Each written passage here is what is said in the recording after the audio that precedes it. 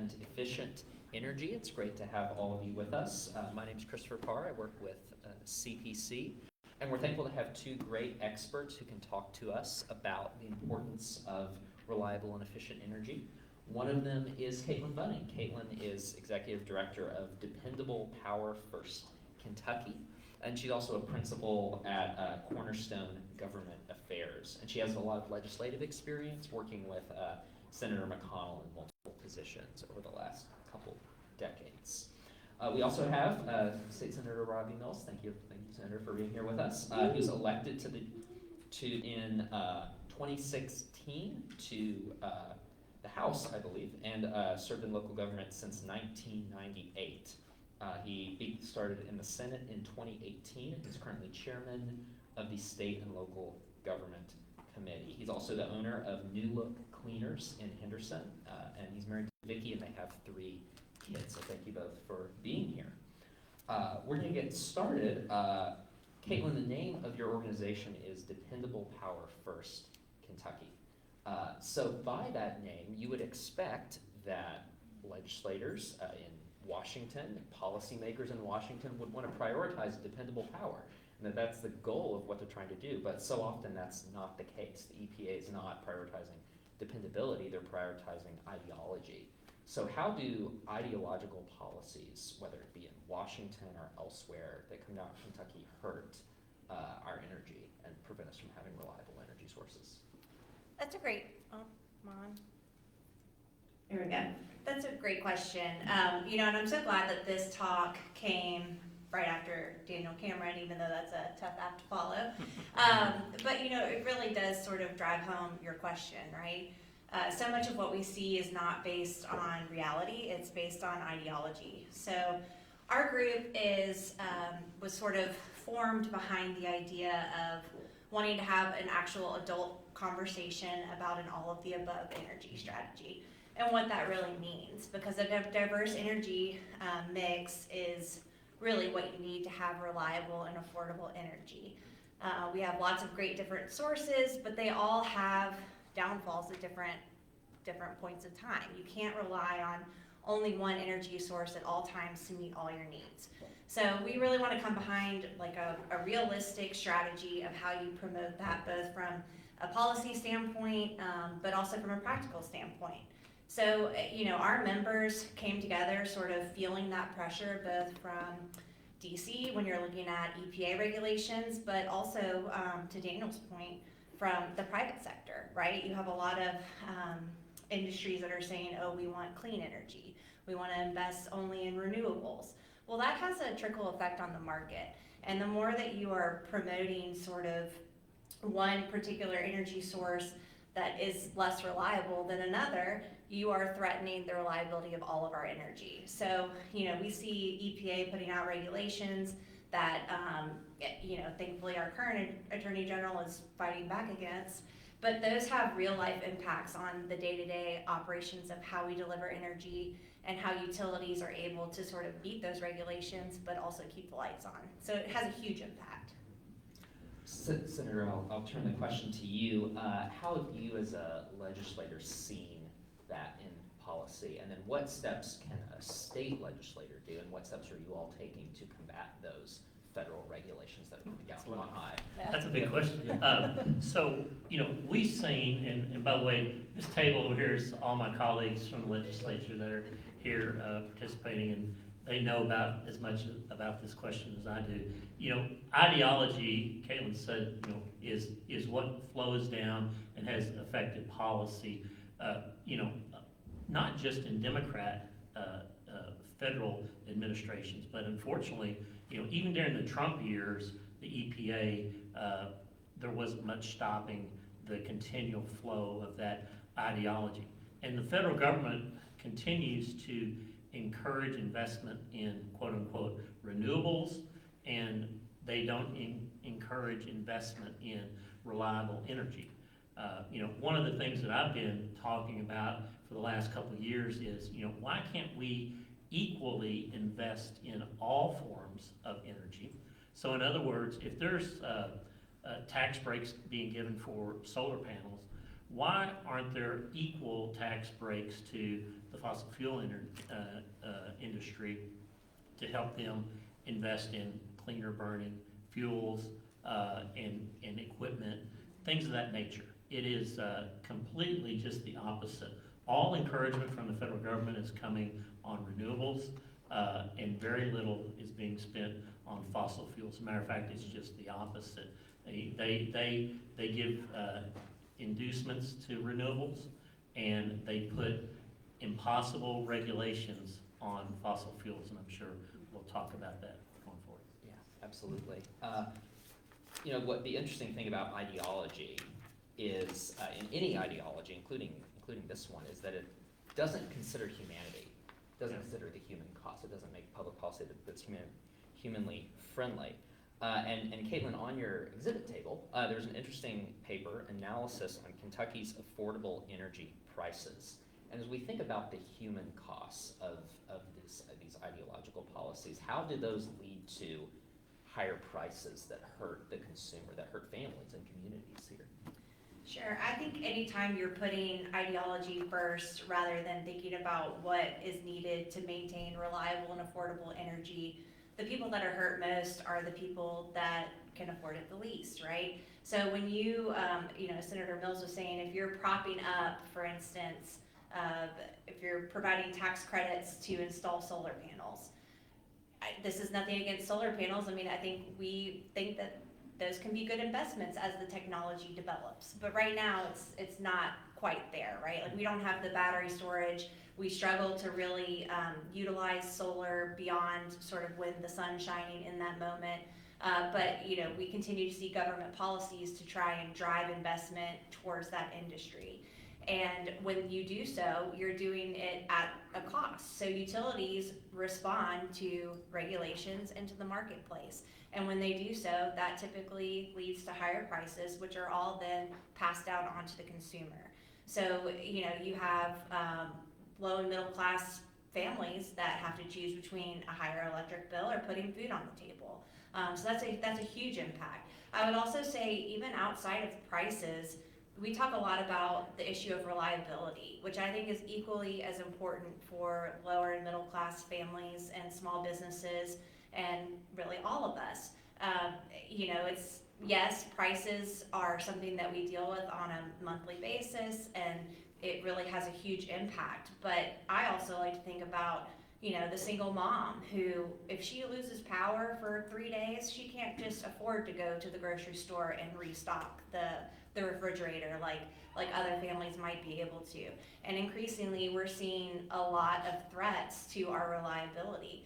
We think, oh, we live in this highly developed nation, we're not gonna have rolling blackouts. We have rolling blackouts. Yes, it happens, you know, a lot of times in California and Texas, but it wasn't too long ago in Western Kentucky, over the Christmas months. I guess that was 2 years ago now. 2 years ago. You know, we saw rolling blackouts here in Kentucky. And we increasingly see studies put out that have us at elevated risk for future blackouts. So, you know, it's a cost issue, it's a reliability issue, and the more that these policies are driving us towards renewable energy sources at the expense of baseload generation, which when I say that, I mean coal and natural gas and some of our more reliable sources, that has a real human impact. Let me touch on human flourishing, I guess, is what the question was about. Two things. If energy and the future of energy is something you're very interested in, there's an author named Alex Epstein that's written a couple of books about fossil fuels, the future of fossil fuels. It's very good. He talks about human flourishing, and he talks about, you know, think about how much our culture, Western culture, European culture, how much it has advanced since we've started using fossil fuels and having a reliable source of energy. The ideology that is pervasive in the federal government is to go away from those fossil fuels. We're going to have a human flourishing issue if we go away from fossil fuels and start thinking about unreliable sources like wind and solar. about the cost, I think the biggest thing that drives costs up in the energy sector is uncertainty. I mean, it's like any other business. When you have uncertainty, you can't get the best buy, you can't produce the best price product. And the biggest thing of uncertainty is the energy business is living in these 4 and 8 year cycles, because they don't know what the regulations are gonna be in 4 years. They don't know what the regulations are gonna be in 8 years. But 20 years ago, the fossil fuel plants, the coal burning plants, could get a 20-year and a 30-year coal contract. That coal contract was worth a lot of money in the coal business. They could get their fuel for a lot less, and it was a lot more efficient to burn that. Now they're stuck where one of the reasons coal might be a little bit more expensive is because they have shorter term coal contracts, which is more expensive because the coal mining businesses don't know what to expect over the next 4 or 8 years. So we've got to figure out, through the federal government, these swings of regulations. If we want to be able to come into this room and turn the lights on and have some certainty that we're going to turn the lights on, we've got to figure out how to give the energy sector in America kind of certainty into the future. And it's impossible when you're going from realistic situations, which I consider a conservative viewpoint on all the above energy approach, to an ideological situation of we can't burn any coal, we can't burn any gas, we can't have any CO2 going into the air. That's what these businesses, these energy businesses, are trying to figure out. What's the rules going to be 2 years, 3 years, 4 years from now? And so what does that translate into price? That translates into, a person with lower means, 3 things: shelter, food, and what's the next thing? We need energy, lights, and heat. When they start spending more money on those 3 things, they have less disposable income, and they become in need, which we see, in many of our rural areas in Kentucky. That makes sense. So that seems a bit ironic because regulations have increased, hurt fossil fuel plants, fossil fuel sources, but fossil fuel plants are different now than they were decades ago, aren't they? Aren't they more efficient, more clean? How is that the case, that they're better now? Yeah, I mean, I like to say this often. Today's coal plant is not the coal plant of the 50s and 60s, right? I mean, I'm a mom. I have a 4-year-old and a 2-year-old, and we actually are expecting a third on the way. So thank you. I care a lot about the environment that my kids grow up in, right? I care about the air that I breathe. So, I think that this awesome, too often gets lost in sort of this rhetoric, right, that's trying to drive a particular narrative. Our coal plants have gotten so much cleaner. It's hard to find a coal plant still in existence that doesn't have some sort of technology that's been installed to limit emissions, to make them run cleaner, to make them run more efficient. Actually, in preparation for this session, I pulled a statistic. I think the number is something like 127 billion has been invested in the coal fleet up until 2022 to make them run cleaner. So that is significant investment, and that just goes to show that we're getting better at this every day. That goes too with the exploration of things like batteries and renewables, but that also includes the fossil fuel industry. We get cleaner and better at this every day, and I think the industry is already going that direction. So when you have these regulations that step in, you have a halt in any sort of investment in trying to make these plants better, because to your point, we don't know what's going to happen in 4 years. Under a current regulation that's out there, we wouldn't see coal plants 10 years from now. They would all have to shut down. So why are you going to invest in making that plant better and making it run longer and cleaner if you're going to have to shut it down in 10 years no matter what, right? So I think that pendulum and the whiplash, if you will, of regulations is a huge impact.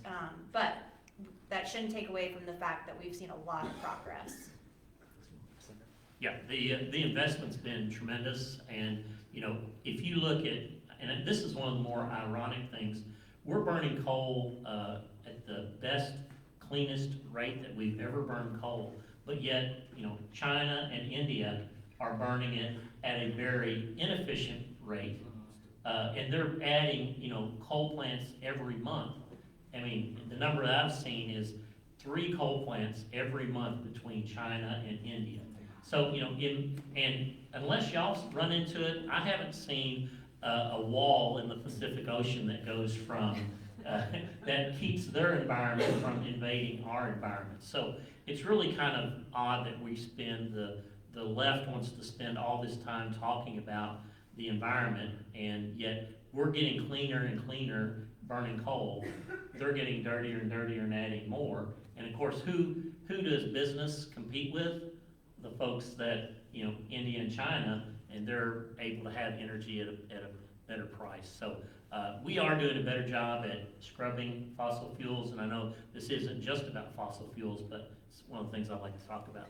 But and also want to talk about, just touch on this. I've got a friend, we talk about innovation and innovative things. If the federal government would equally invest in innovation for fossil fuels as much as they do renewables.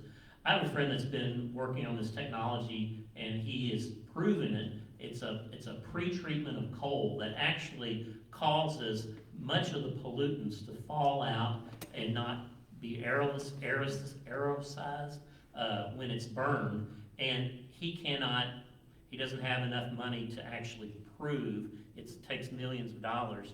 And those type of investments, if the federal government would invest in those type of programs to prove that technology could make us burn coal even cleaner than that. So there's some things out there. The ideology of the federal government gets in the way of proving the effectiveness of that.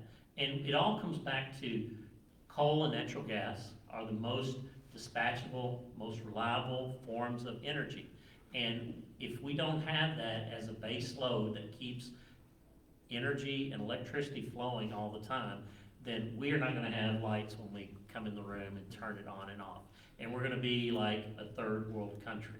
And I don't know how many have traveled to third world countries, but when you go and travel, sometimes you don't have energy. And they're like, oh, the electricity's off. It looks like you'll have to wait to have hot water or be able to cook that meal until the electricity comes back on. That's not the quality of life that we want.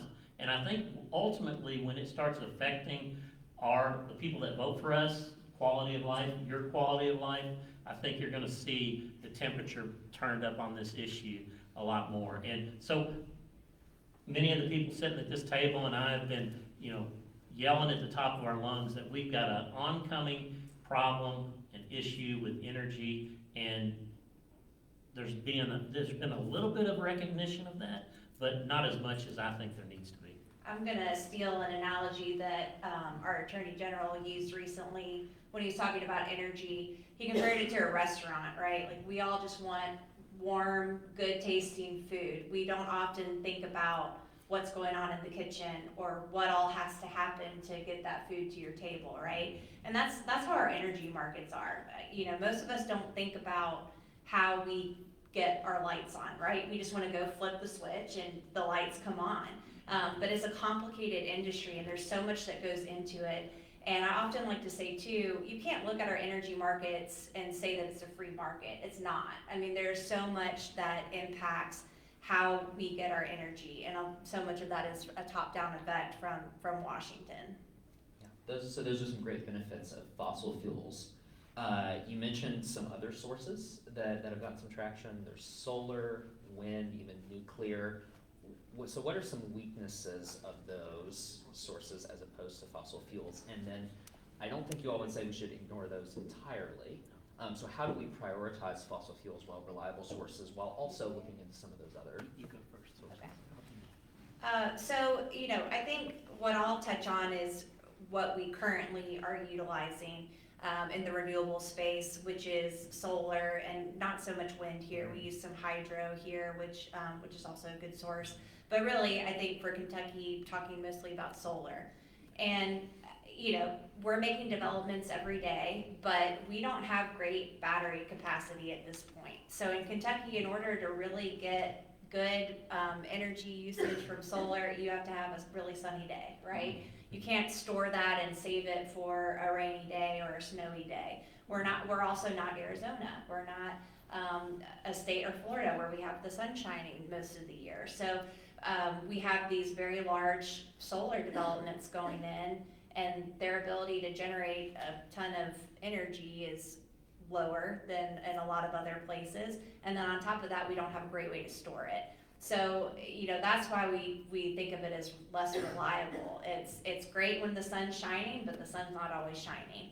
And so we make developments every day. We are continuing to research, and when I say we, I mean the industry writ large, right? People are looking at how do you make batteries more efficient, have better storage.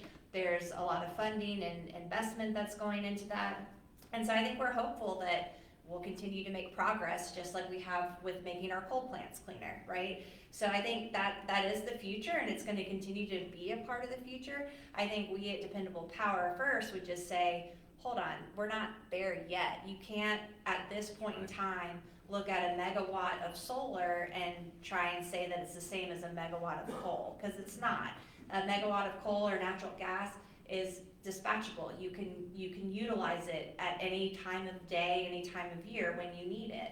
That's not the case for some of these renewables. And so I think, hopefully we'll get there. We'll have better battery storage, and we can rely on them, more regularly. But right now it's just intermittent. Yeah. And I would say that, federal policy, it may seem like we're hitting on federal policy a lot. That's one of the biggest issues in this space is the federal policy. The ideology in federal policy is set for like 2060 or 2070, and we cannot get there fast enough. When you take down a reliable source of energy that we've had for hundreds of years and try to force technology to catch up with it, you end up with this gap.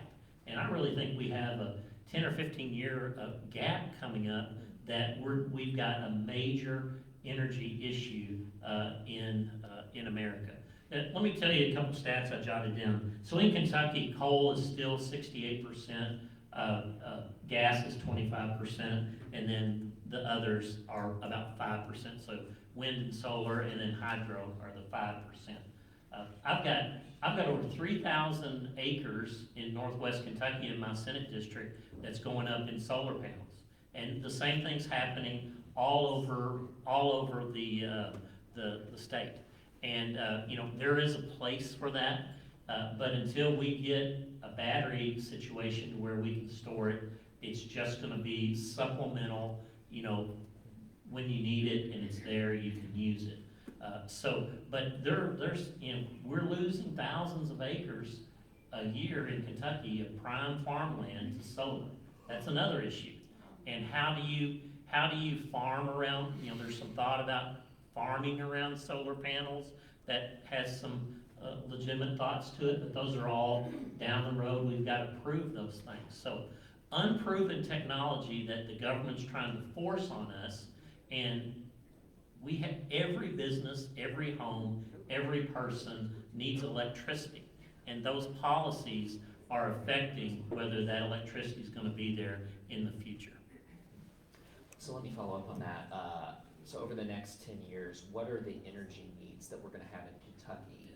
And are we on track to meet those? Or where are we? Do we have shortages?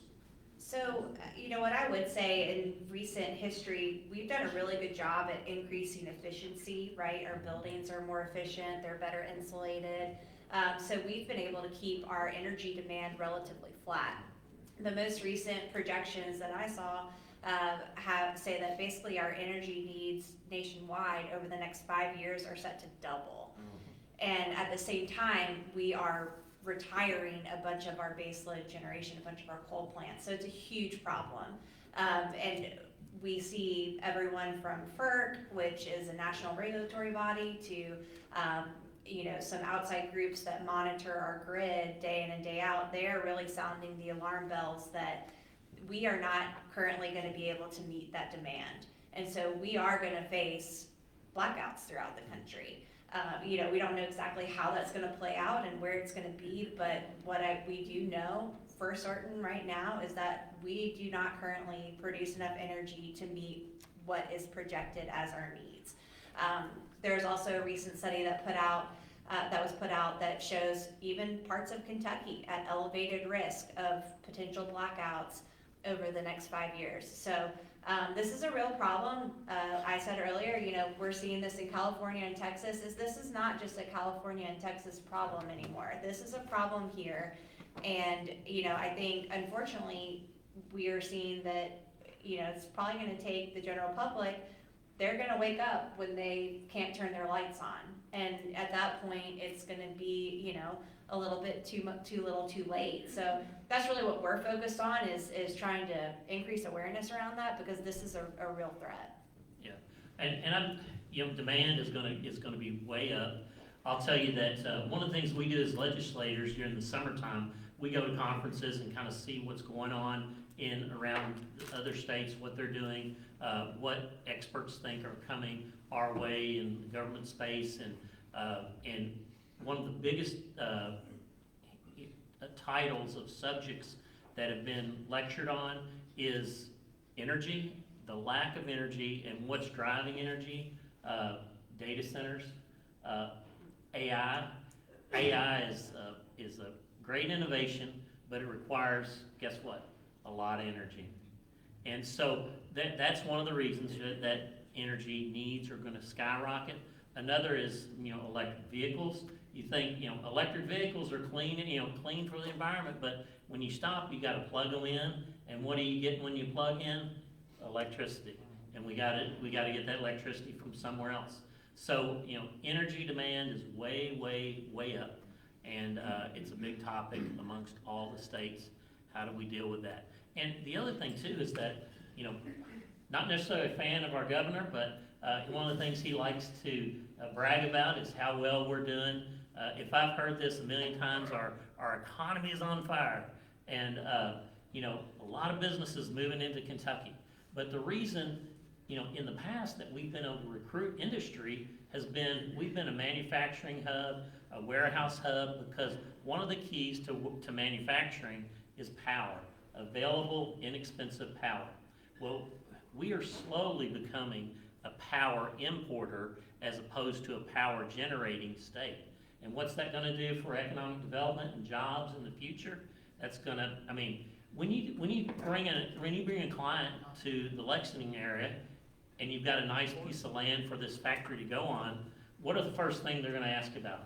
Well, what are your power rates? What are your water rates? Well, we're not 100% sure that we can get you the electricity you need. As soon as that comes out of your mouth, boom, they're going somewhere else.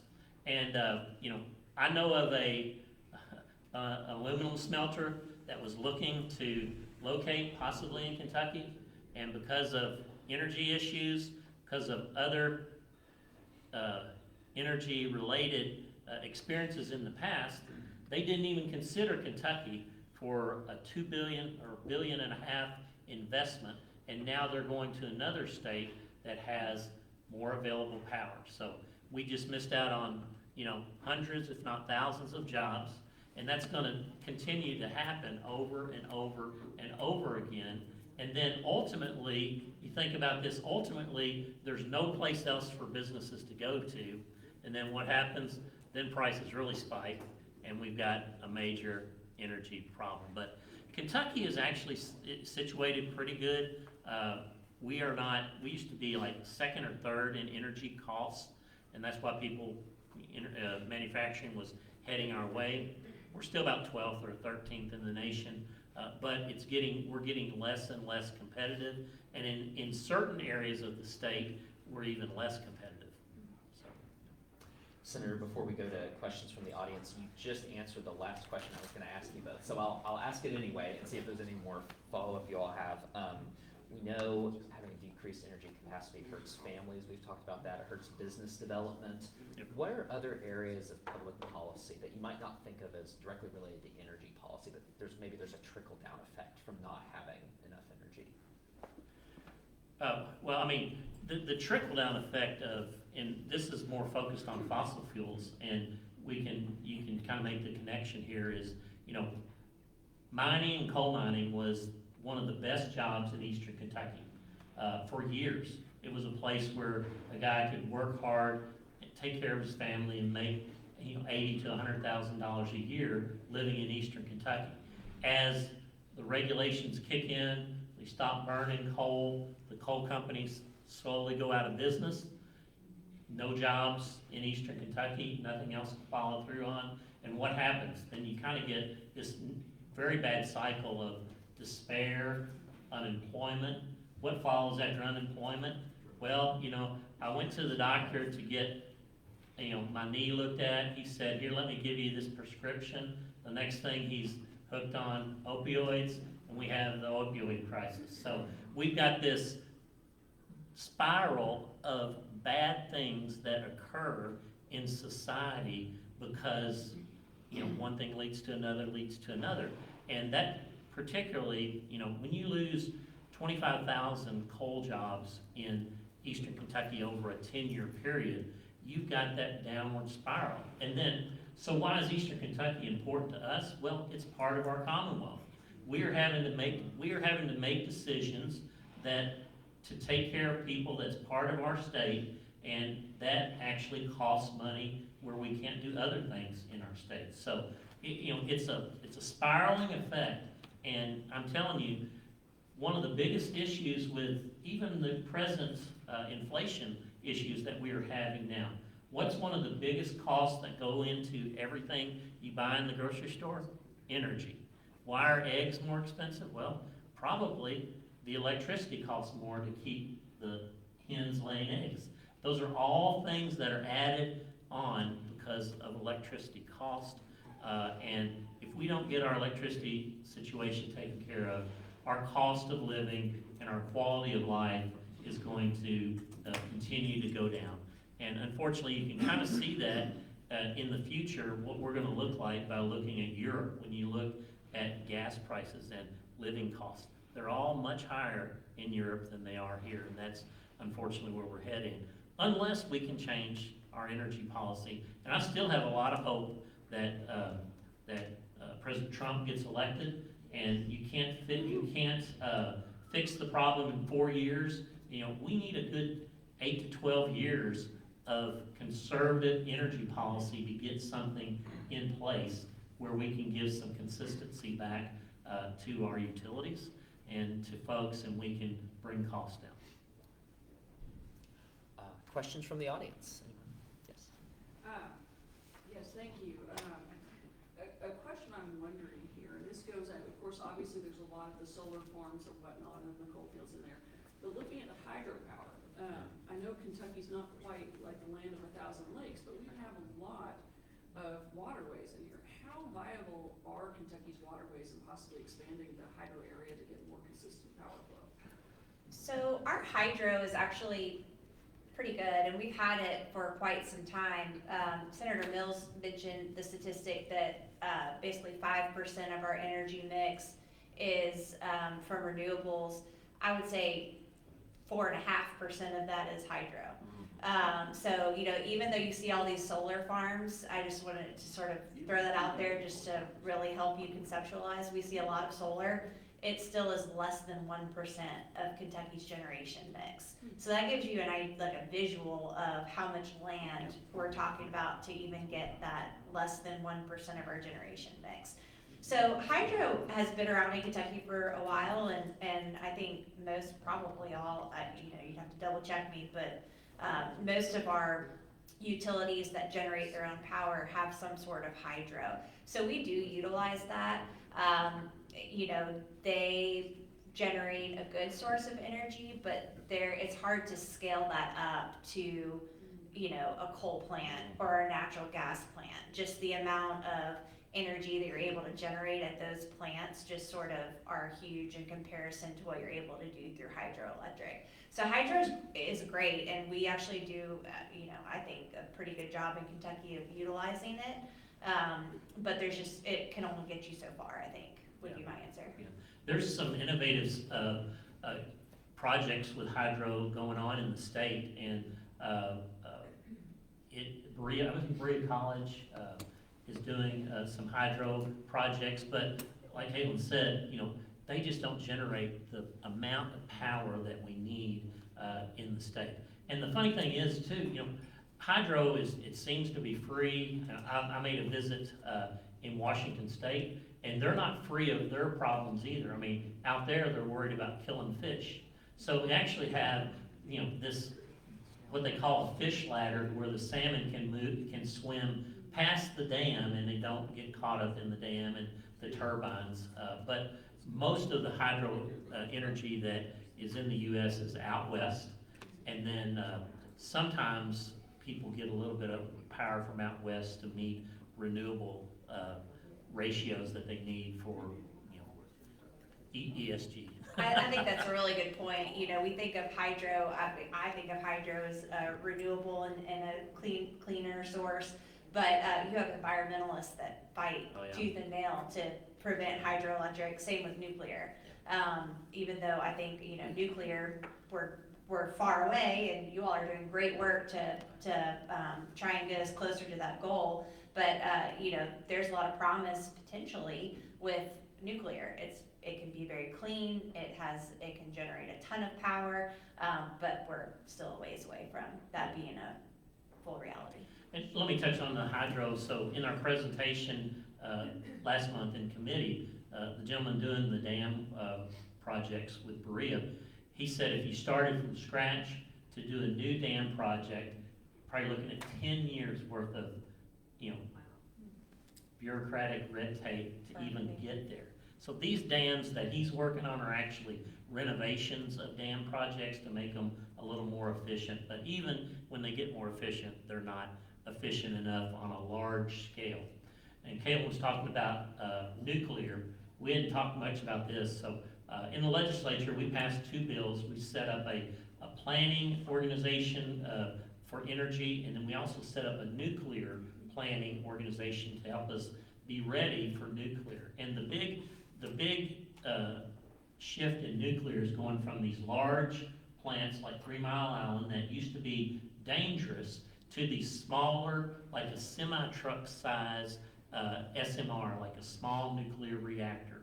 And that's the future of clean power that I see that could be good for Kentucky, that could work. And you may ultimately see a data center with an SMR sitting right next to it. You may see a power plant with their own small nuclear reactor that powers, the manufacturing facility and the SMR. So there are 2 SMRs that are going online right now in Canada somewhere. Are you familiar with that? There's some in Canada and there's some in New York, I think, too. Okay. So They're throughout. yeah, so they're it's been talked about for the last 3 or 4 years, but they're starting to get. I think you're going to see, because you've got people building these SMRs, there's more than one person. That's going to create a little bit of competition. Somebody wants to get the first one out there that's going to work and be proven so they can sell more. And I think, so one of the, bright points about clean energy in the future are these SMRs.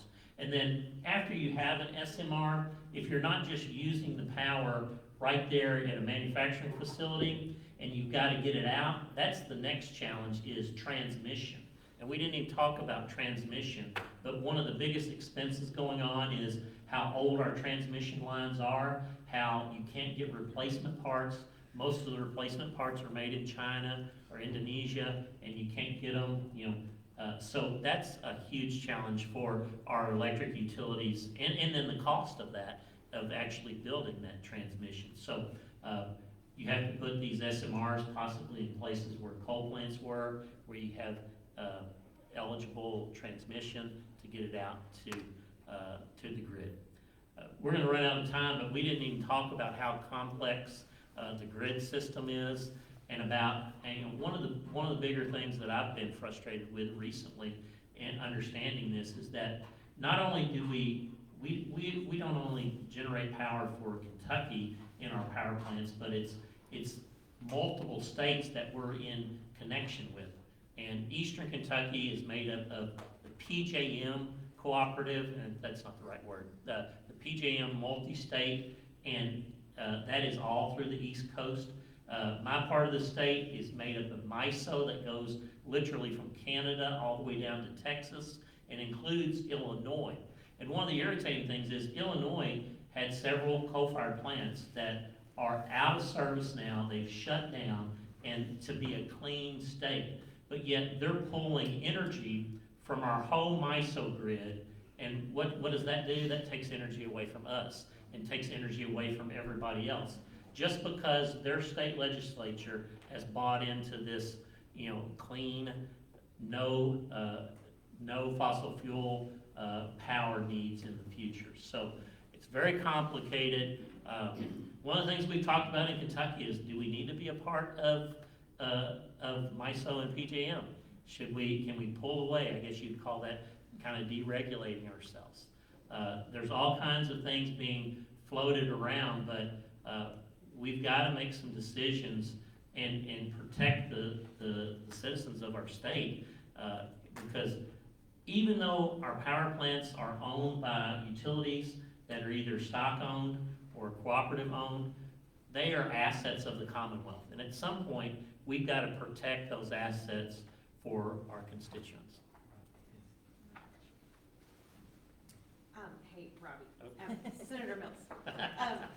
The bill we passed in '23 for the solar, I think I voted against it, but did we have provisions in that to reclaim ground after a certain amount of time? Did we end up passing that bill? We discussed it and I didn't like it. I was gonna vote no, whether I did or not, I don't know, I don't remember. And anybody else can jump in too, but what I remember is that there's bonding that will help return the land back to prime farmland once the solar, ages out. How, do we know other places where they have reclaimed the land? Do we see solar effects of the solar panels leaching into the ground or anything that? I think that's all unknown. It's all just. I think it's all unknown, but if you think about this, you've got, like in Henderson County, over 3,000 acres, and they say they're not using that much concrete. They're trying to make it where these solar panels would be easily extracted, but I mean, it's a huge development, hundreds of millions of dollars going in the ground. It's not gonna be an easy thing to pull that out and to return that to prime farmland. And you don't know what's dripping off of them, what's inside the panels. Most of them are not made in the U.S. where we know. I mean, so all those things are uncertain. I appreciate you mentioning the ideologically